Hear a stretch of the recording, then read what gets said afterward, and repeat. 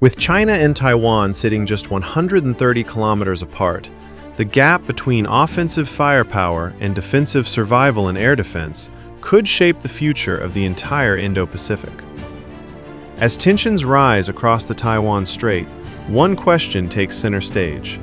Can Taiwan survive China's first wave of missiles long enough to keep fighting?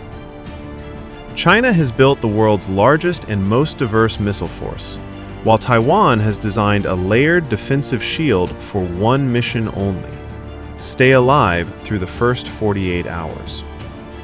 In a potential conflict where minutes matter and the sky becomes the first battlefield, understanding the true balance of air defenses reveals far more than just weapon strength. It shows which side is preparing to dominate the opening chapter of a war. The air defense and missile ecosystem in China is enormous. The People's Liberation Army Rocket Force controls more than 3,000 ballistic and cruise missiles, the largest inventory on Earth. These include short-range missiles like the DF-11, DF-15, and DF-16 designed specifically for Taiwan, plus the DF-17 hypersonic glider that complicates interception even for the best systems. Along the Chinese coastline, high-performance air defense systems like HQ-9, HQ-12, HQ-16, and Russian-imported S-400 batteries create a thick defensive wall protecting Chinese air bases and missile launchers. Supporting all this is a strong radar network, plus AWACS aircraft like the KJ-500 and KJ-2000, which provide real-time tracking, early warning, and command and control capabilities. In short, China's system is built for overwhelming firepower, saturation strikes, and complete dominance of the opening minutes of battle.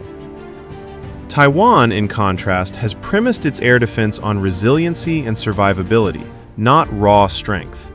Its shield is layered, mobile, and designed to keep working after multiple waves of missile attacks. Key systems include the Patriot PAC-3, one of the most accurate missile interceptors in the world, supported by Taiwan's indigenous Skybow 2 and Skybow 3 systems, which offer long-range protection against ballistic and cruise missiles. In 2025, Taiwan approved the purchase of NASAMS, the same system used to protect Washington, D.C. and counter Russian missiles in Ukraine. Taiwan's radar network, particularly the powerful Leshan radar, capable of tracking launch activity deep inside mainland China, provides a crucial early warning advantage. Mobile launchers, rapid relocation tactics, hardened bunkers, and decoy systems all contribute to Taiwan's peculiar doctrine: don't defeat every missile, just stay alive. This creates a dramatic contrast in strategy. China's approach is simple: overwhelm. Its goal would be to hit Taiwan with hundreds or even thousands of missiles, targeting airfields, command centers, radar stations, naval ports, and communication hubs. The intent is to blind Taiwan, break its command structure, and cripple its ability to coordinate defensive responses. Taiwan's strategy, meanwhile, is built around the opposite: delay, disperse, and survive. Its air defense units practice shoot and scoot, rapidly moving missile batteries immediately after firing. Hardened bunkers protect key systems, radars can be repositioned or replaced with backups, and decoys are deployed to absorb Chinese strikes.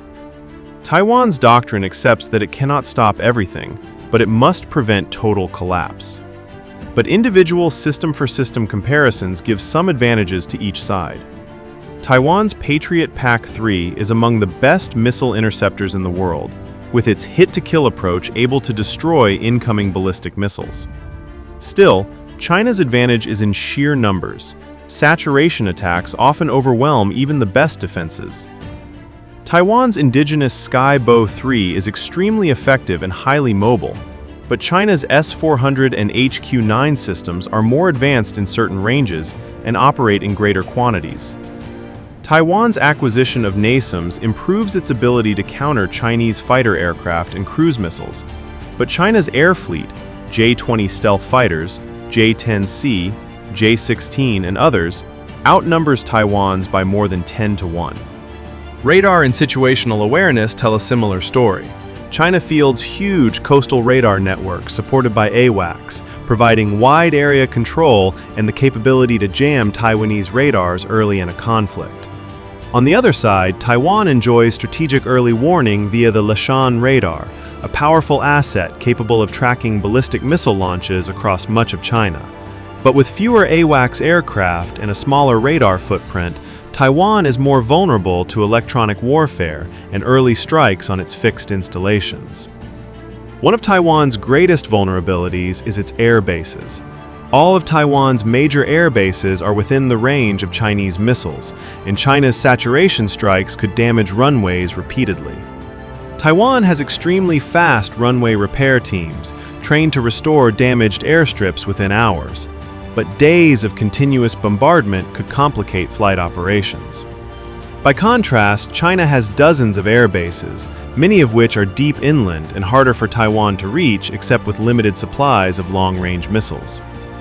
The crucial wild card is the United States. With American support, Taiwanese air defense becomes exponentially more survivable. American Aegis destroyers could intercept ballistic missiles using the SM-3 and SM-6 systems.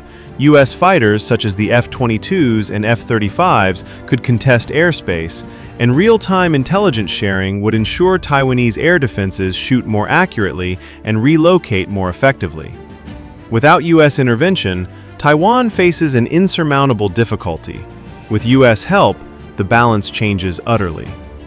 Realistic war scenarios are full of variance in outcomes. If China strikes suddenly with a large-scale attack, Taiwan would intercept some but cannot stop a full, multi-layered saturation. China would dominate the opening phase. If Taiwan survives the first 48 hours, especially if it keeps its radars and missile batteries alive, its prospects improve substantially, particularly if US and Japanese forces intervene. In a protracted missile war, China's industrial capacity grants it a near-guaranteed advantage. Taiwan simply cannot match China's production scale. So who has the better air defense? In absolute power, China by overwhelming margins. In interceptor quality, Taiwan's Patriot and NASAMS systems are world-class. In survivability doctrine, Taiwan's approach is surprisingly effective and purpose-built for its geography and political situation. If the US stays out, China's advantage becomes decisive. If the US joins, Taiwan becomes extremely difficult to defeat. In the end, it is the sky that will determine the fate of the Taiwan Strait. The China offensive missile wall is big, but Taiwan's defensive shield is smart, mobile, and calculated to serve a single end. Hold on long enough for help to arrive.